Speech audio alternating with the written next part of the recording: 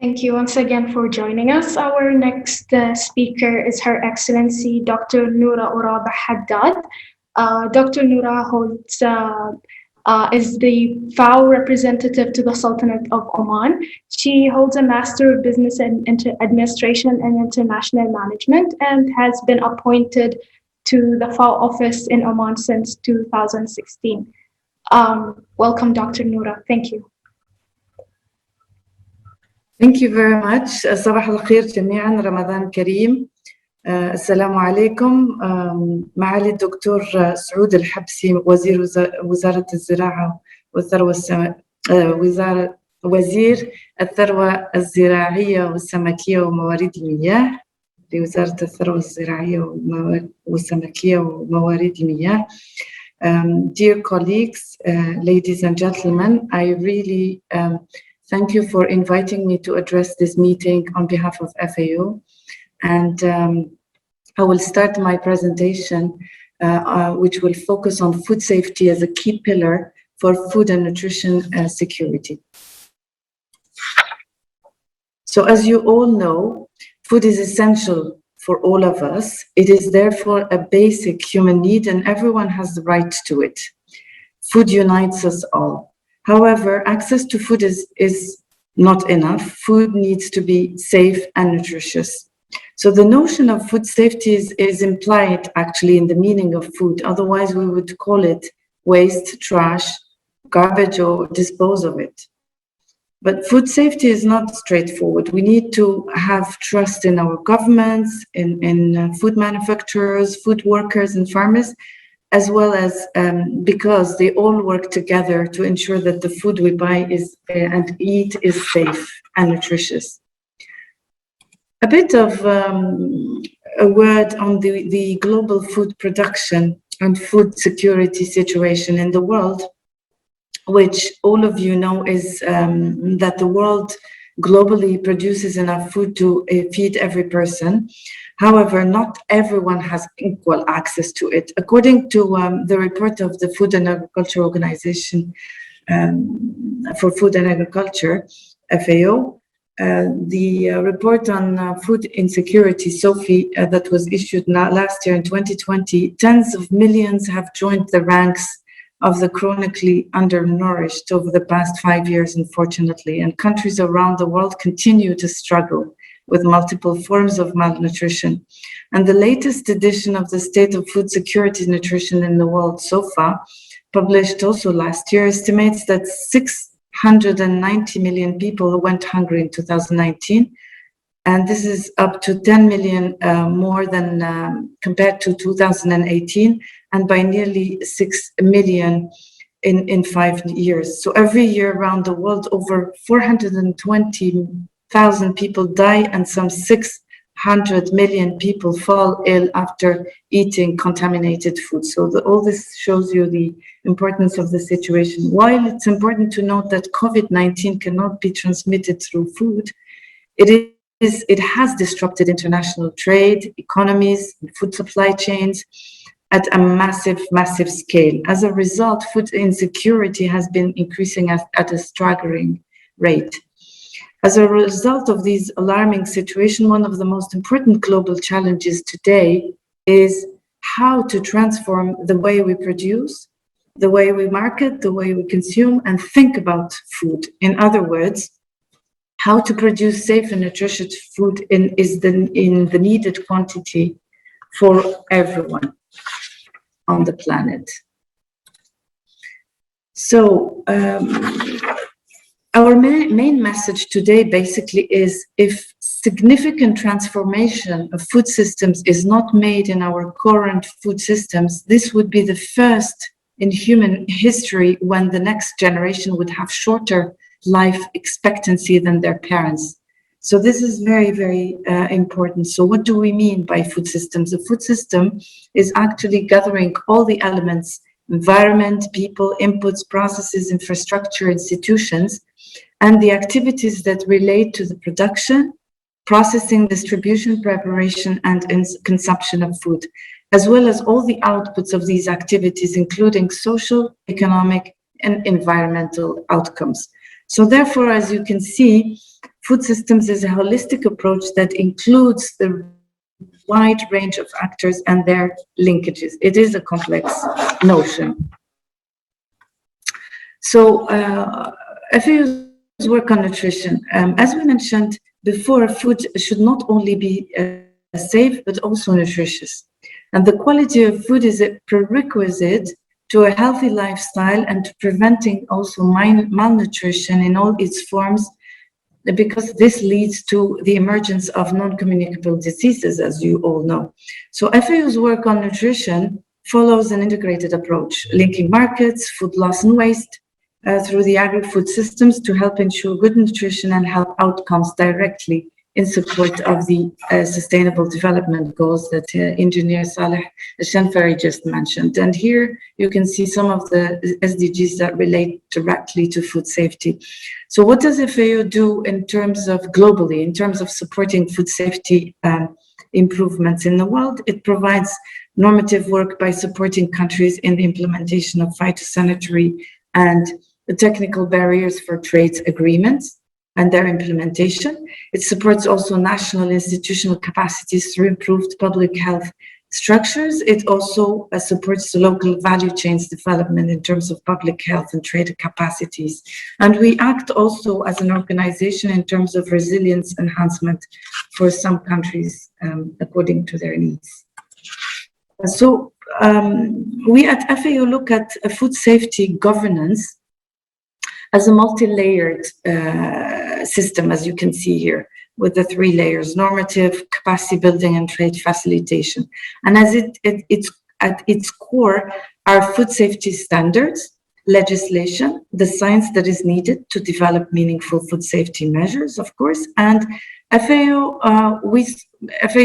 globally supports member countries in all these aspects. So just a few examples on trade facilitation. We often, as an organization, collaborate with WHO, the World Health Organization, to develop food control systems assessment tools that develop a data-driven baseline for intervention and works with countries to specifically strengthen the needed capacities. On capacity development, for example, you've all heard about Codex Alimentarius, which has worked for many years, over 50 years actually, on food safety through the development of hundreds of internationally recognized standards, guidelines, and codes and practices. On science-based decision-making, we do provide this to increase public health and protect trade. And often FAO and WHO work closely on this issue through the expert scientific bodies and provide the most robust and up-to-date scientific advice available. On normative work, modern food legislation is very important and is a key pillar for an effective food control system. Again, here WHO and FAO have been leading global information and prevention networks involving national food safety authorities and experts to prevent, prepare, and respond to food safety emergencies. So as you can see, we work with different partners in different member countries, including Oman, and I will come back to Oman in a minute, to develop food safety intelligence and foresight for better preparedness. The One Health approach is something that we are developing right now in FAO, which has many aspects and is a very comprehensive framework. One Health has 2 aspects, let's say. There is One Health, which includes the link between agriculture and human health. For instance, FAO works on strengthening food safety along particular supply chains, issues numerous technical guidance and on how to improve food safety in general, and also on specific foods to help generate the data necessary for food safety risk assessment. Codex Alimentarius I just mentioned, and also we provide scientific advice underpinning these standards and help to ensure that the global food safety standards are fair, scientifically based, and impartial. Impartiality is very important for us as an international organization and neutral body. Now, the other aspect of One Health approach is also where agriculture meets animal health and the environment. So, which means that we're looking at animal health, zoonotic diseases, plant health, and also to a larger extent, the prevention of antimicrobial resistance. And these are all topics that we work on, involving different partners, and such as I mentioned WHO before, but there is OIE and also UNEP, with whom we work on those aspects. There is just quickly the food control systems assessment tools that I mentioned before is a tool that is meant to harmonize and get to objective and consensual basis to analyze the performance of a national food control system. It's intended to be used by countries to support a basis for self-assessment, to identify priority areas of improvement, and also plan coordinated activities to reach expected outcomes. By repeating the assessment on a regular basis, countries can monitor their progress, and the tool is based on Codex Alimentarius principles and guidelines for national food control systems, as well as other Codex guidance for control systems. Developing food safety intelligence, I mentioned before, is very important, and it aims at preparing member countries for food safety threats that we may face today and tomorrow, and being prepared to emergencies and hazards. And it allows for a wider range of risk assessment answers. In the context of COVID-19, FAO developed a recovery and renewal program to transform the future of our food systems. And this large global program, which also declines into regional program, has two priorities which are linked to food safety. One is facilitating and accelerating food and agricultural trade during COVID-19 and beyond through strengthened market information, improved evidence-based decision-making, and enhanced regional cooperation. The other priority is about relates to strengthening and extending the One Health approach that I just mentioned to avert animal origin pandemics. So some of the actions include enhancing national and international preparedness, mainstreaming One Health approach in environment and natural resources agencies, and also developing policies for spillover containment and supporting national capacity and policy implementation. Some of the initiatives that we have been developing on food safety in Oman, let me quickly provide a few examples. First of all, the implementation of the ePhyto solution in Oman to facilitate the electronic exchange of phytosanitary certificates. This is about everyone using a single harmonized set of rules.